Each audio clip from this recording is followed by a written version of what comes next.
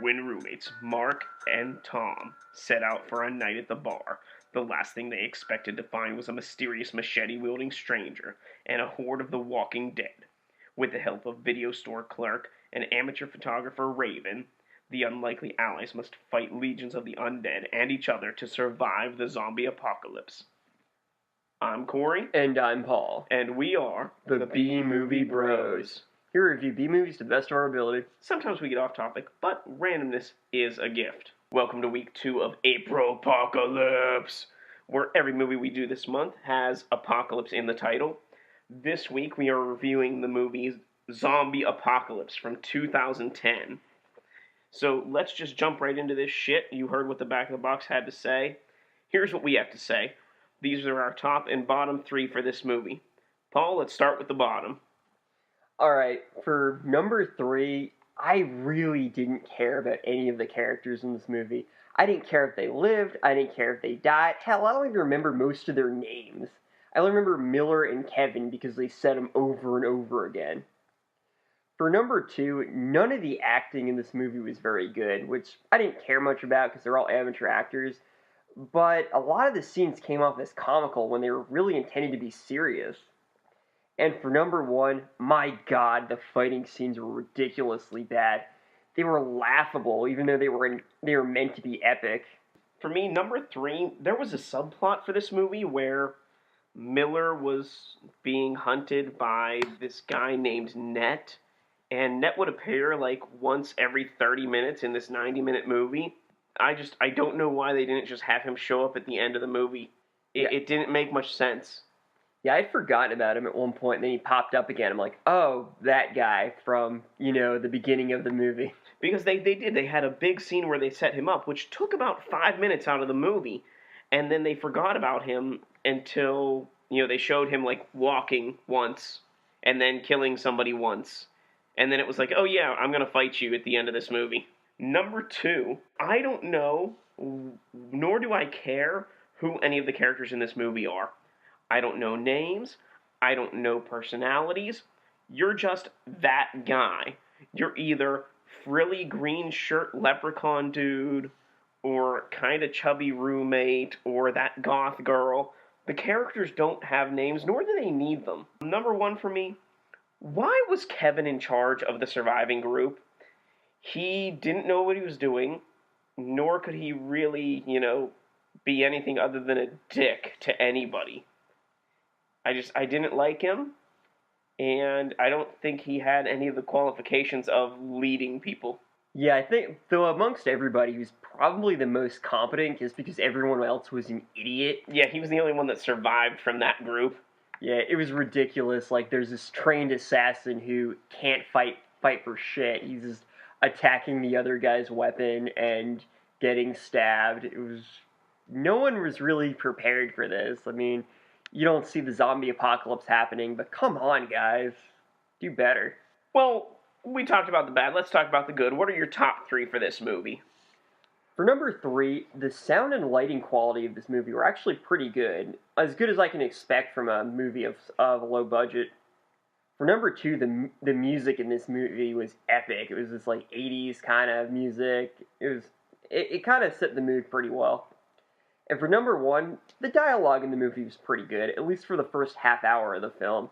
Kind of went downhill after that, but... For me, number 3 was the equipment montage they had before the big zombie attack at the end of the movie. It just showed all the people from the survivor group picking up their weapons and changing hats into helmets and stuff. And then at one point, amongst all these people, showing off their weapons, this guy just bites a hot dog. It was fucking hysterical. That was pretty amazing. I'd like to believe that he just kind of had it and they forgot to edit it out, but yeah, that was pretty awesome. Number 2 was a character from very early on in the movie, the video store manager. He had the most personality, and he was the most believable character for the whole movie. I mean, Goth Girl didn't want to do her job, and he's like, "You're fucking fired, you goddamn bitch! Get out of my fucking store!" And, she was like, what? You mean, I can't work here because I don't do my job? He's like, "Get the fuck out!" And I'm like, yeah, now that's realism. Yeah, you could tell they were trying to make him look like a bad guy by like making his employees do their job, and so that when he died, inevitably it'd be like, "Oh, you got what you deserve." But no, I was rooting for her. I'm like, she should have fucking done her job. Number one for me was actually the 80s tastic music that was throughout the movie. For the kind of movie that this was, a lot of times the music doesn't match up to what's going on. They did like very spot on the music for this movie. Everything matched up wonderfully, and I love 80s techno stuff. So for me, it's the best part of the movie. Well, Paul, since you like the dialogue so much, why don't we have ourselves a good old-fashioned quote war? Quote war. All right, I'm going to quote the movie. Paul's going to quote the movie back. Let's get down to it. Did you do the vacuuming? No, because I didn't hear a goddamn vacuum. Suck me sideways, motherfuck. Get your shit together and get the fuck out of my store and get some sunshine. I haven't killed enough people to deal with that yet, but I've killed enough to get answers. What? You deaf? Huh, crackhead? Pick up the fucking videos and get the fuck out of my store. The mortality rate is rising, friends. And that ends this episode's edition of Quote Wars. If you have a favorite quote from Zombie Apocalypse 2010, please leave it in our comments section here on SoundCloud. Find us on Facebook at B-Movie_Bros, that's B-Movie Bros, or tweet us at B-Movie Bros, all one word, or Paul directly at B-Movie Paul, all one word. So, there's a couple other things we just kind of want to mention about this movie.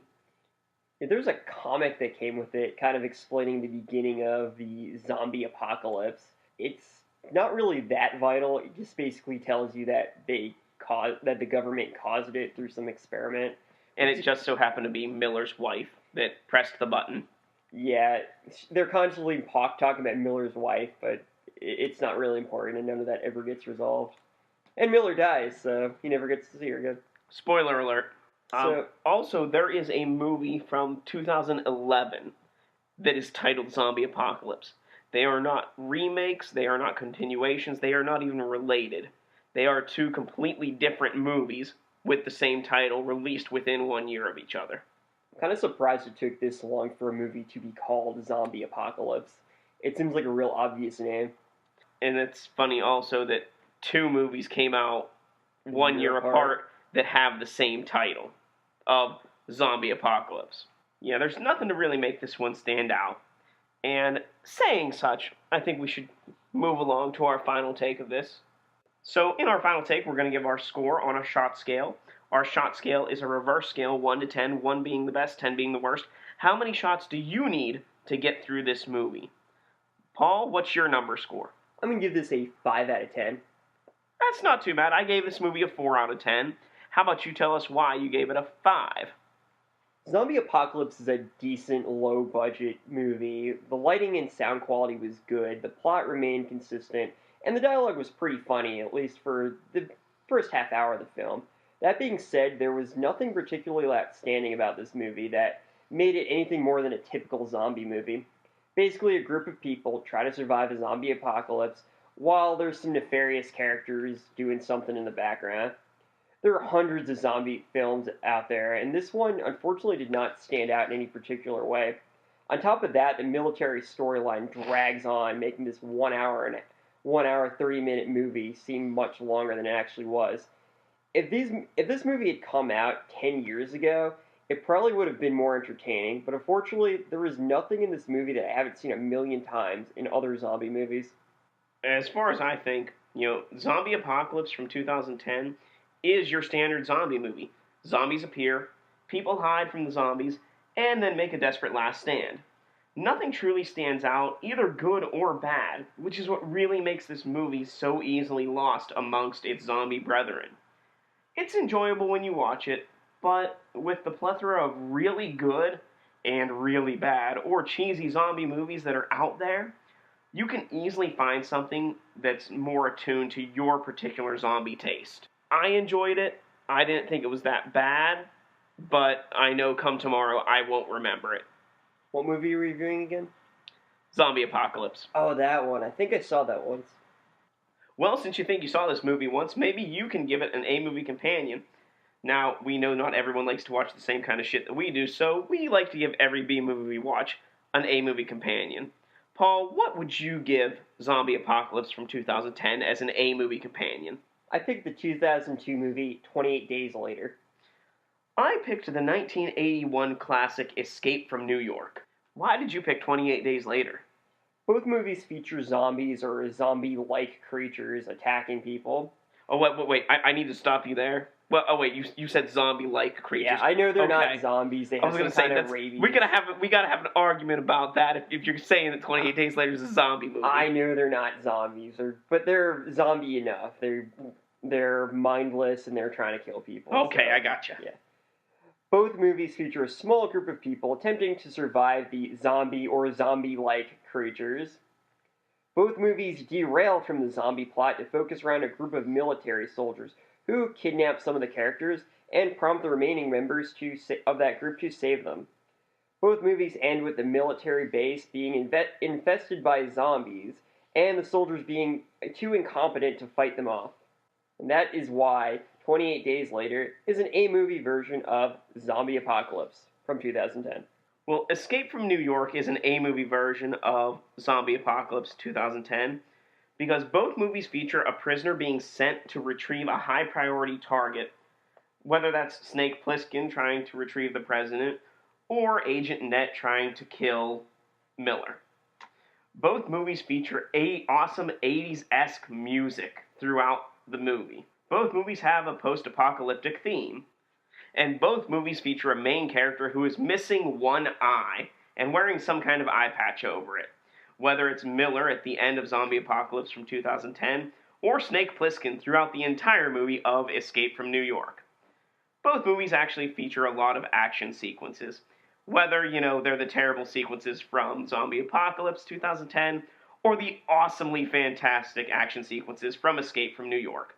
And that's why Escape from New York 1981 is a A-movie version of Zombie Apocalypse 2010. Escape from New York is a fucking awesome movie. It's a good A-movie companion. Hells yeah, John Carpenter and Kurt Russell. Can't go wrong. 28 Days Later was pretty good, except for when they derailed it to do the whole military thing. But up till that point, it was good. And now we've come to everyone's probably favorite part of the show. It's time to tell you how to drink away the flick. Drink away the flick. Come on and grab your drink. Let's drink away the flick.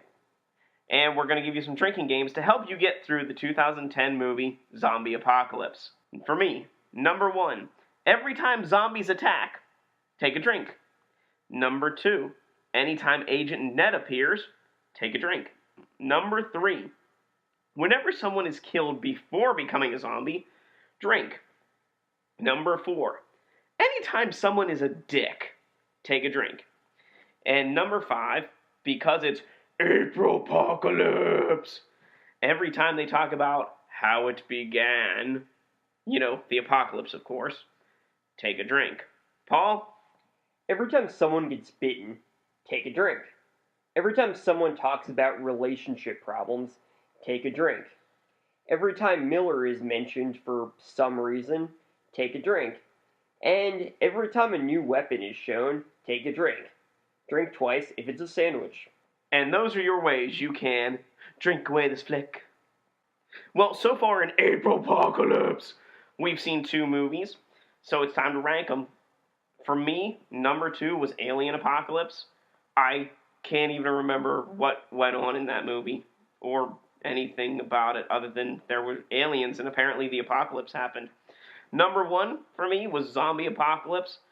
We had zombies, there was some macheteing, and a montage with a hot dog. I kind of had the same thing you did. For number 2, I picked Alien Apocalypse.